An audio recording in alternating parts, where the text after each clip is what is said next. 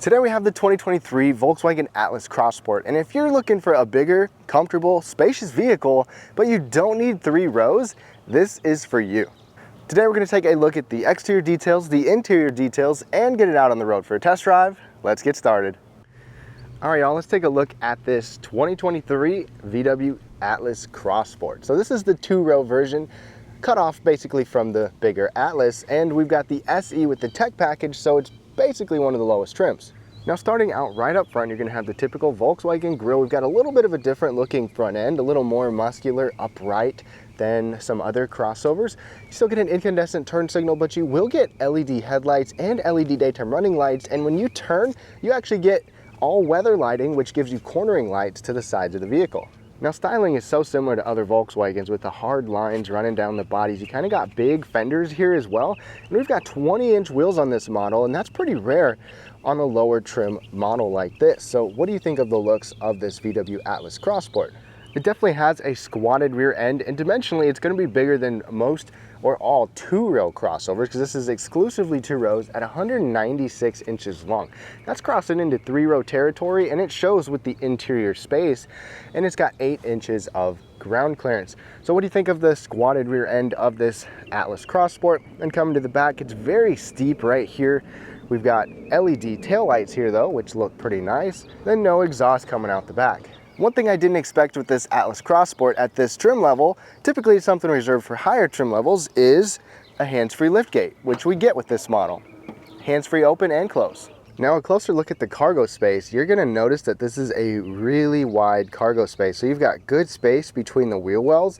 Behind the wheel wells, you've got extra areas to stash a couple items. We have a 12-volt power outlet over here, and both sides give us these little pull-down hooks, which actually feel pretty sturdy. This is great if you just want to sling grocery bags or some of your backpacks, things like that. That's on both sides. You can also get a cargo cover back here. You've got fixed tie downs, and underneath this floor, you got a spare tire as well, and extra space if you want to throw jumper cables or something. The only thing is, to fold the seats down, you will have to go to the second row. But it's pretty simple to do. Just pull that lever. The seat bottom actually moves, which helps this. Then when you actually fold this down, the seat bottom sinks down and you've got a really flat load floor. The seats are actually lower than this. Not ideal for sleeping or camping in, but to load items up in, you've got a lot of space back here. Now, Volkswagen gives us a smart key system, which includes a trunk and remote start on here as well. This is standard even on this model. Now, it's got a sensor in the back to unlock it. You can press that line to lock it. There's a flash in the mirror. And one nice thing is that you even have those sensors on the back doors too. That is not very common in mainstream brands. Now, as we move inside here, we're gonna get, these are actually leatherette seats. This is a nice 2-tone leatherette right here. So this is fake leather. It still has some perforations in it, to my surprise, even though it is not ventilated, but it has this carbon fiber look on the side, the stitching. So the seats look nice. They're contoured well.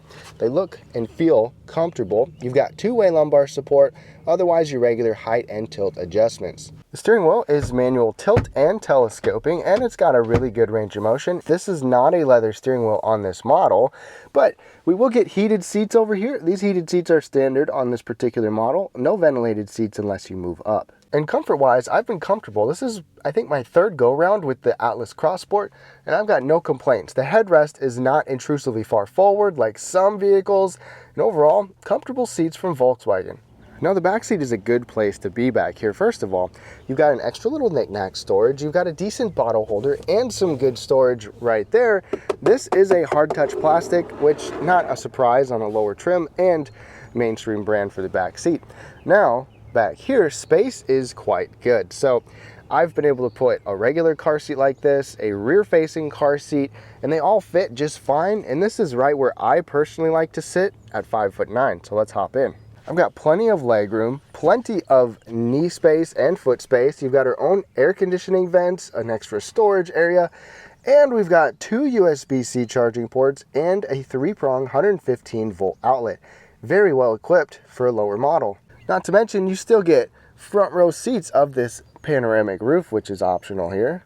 In the middle, we get a center folding armrest, and I love that it is elevated, so it's actually a good height to rest your arm. You've got a couple different size cup holders there as well. So when I'm sitting up tall with my hat, headroom I can feel touching, probably because of this panoramic roof, but I can recline a little bit or a lot and be pretty good. So lots of space in this Atlas Cross Sport. All right, y'all, let's take a look at the interior of this Atlas Cross Sport. Now, this is gonna look very familiar, nothing really significantly different over the years or compared to the Atlas, except one thing. Let's go ahead and push button start.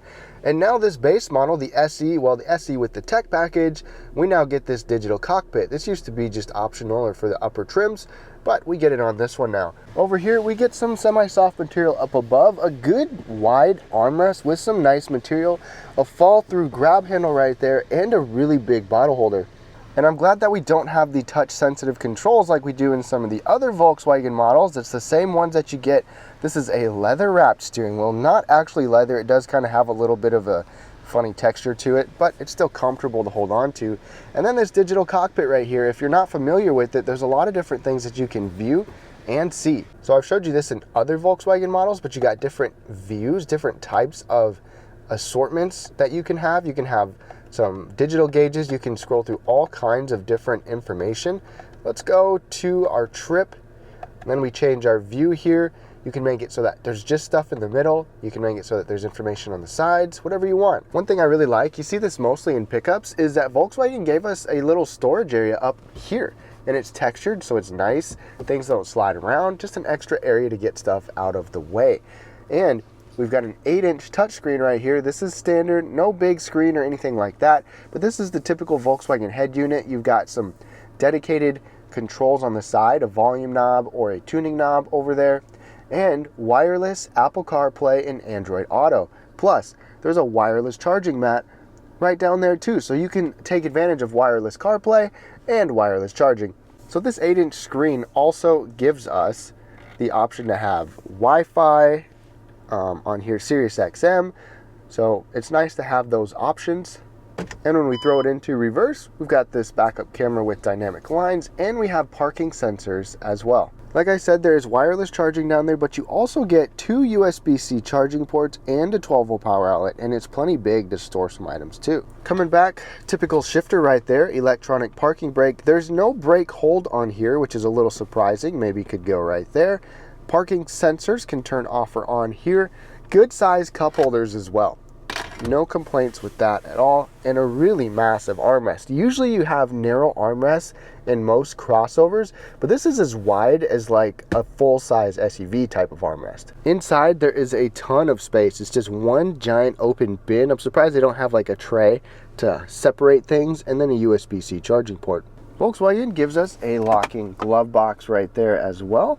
Overhead, we've got an automatic dimming rearview mirror right there. We will get LED interior lighting here too.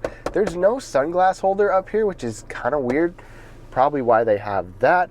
But we do have the optional panoramic roof in here, and it slides all the way back. There you go. So this is an option even on this trim.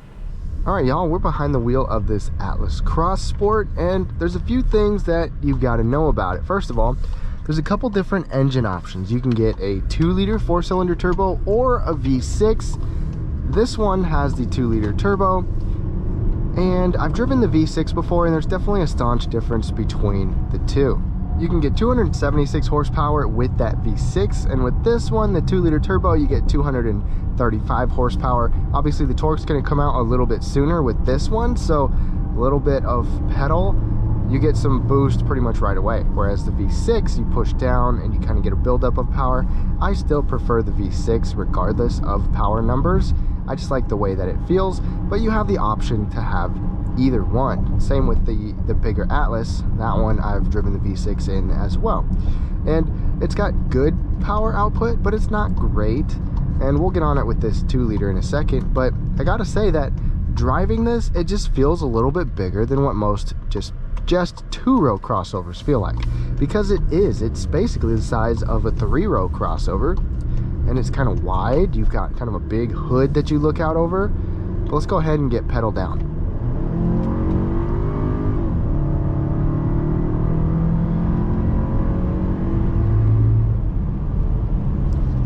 And if you need to pass somebody, passing power in here is not too bad.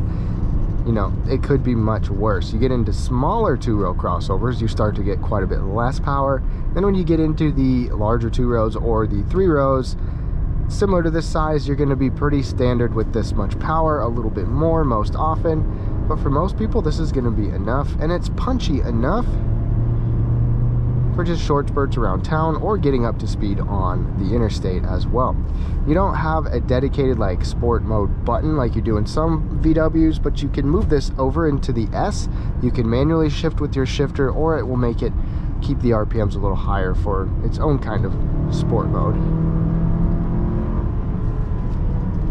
Miles per gallon is definitely one of the downfalls for this. I'll put all the MPG specs below, that's definitely something to keep in mind, especially for just being a two-row. If you look at other just two-row vehicles, you're gonna pretty much find better MPGs everywhere. And there's no hybrid option, there's no plug-in option, nothing like that. It's just pretty subpar fuel economy. On the plus side though, this is a quiet vehicle. This doesn't even have laminated glass in this particular model, but it's still pretty quiet on rough textured roads and on high-speed interstates as well. I've been pleased with that. I mean, it's easy enough to carry a conversation, especially if you have kids in the back. It's pleasant to drive for the most part. Ride comfort is good, and even with these large 20-inch wheels, it still feels comfortable enough. I wouldn't say that this Volkswagen stands out or shines in any one particular thing. It's just a well-rounded vehicle in many aspects, especially the space for a two-row. So if space is a priority, decent power, then you're gonna love this. It's even got a good amount of features. Now this still is priced at 40 grand, but it's got a good amount of features considering the size of it and the lower trim level from Volkswagen here. You can move up in trim level and get some of those nicer features, but you still got a very well equipped vehicle here with this SE Tech model. Now to wrap things up on this 2023 Volkswagen Atlas Cross Sport, it is a big two-row. I mean, there's a lot of space, not only in terms of length, but it's also wide. You've got the width that you would get with like a full-size type SUV, at least the way that it seems. And if you don't need a third row, then you could go for this instead of spending extra money on a three-row vehicle. I hope you enjoyed this video. Let me know what you think of this Atlas Cross Sport down below, especially this particular SE Tech package model, because it comes with a lot of equipment for being a lower trim level. Thank you so much for watching and have a great day.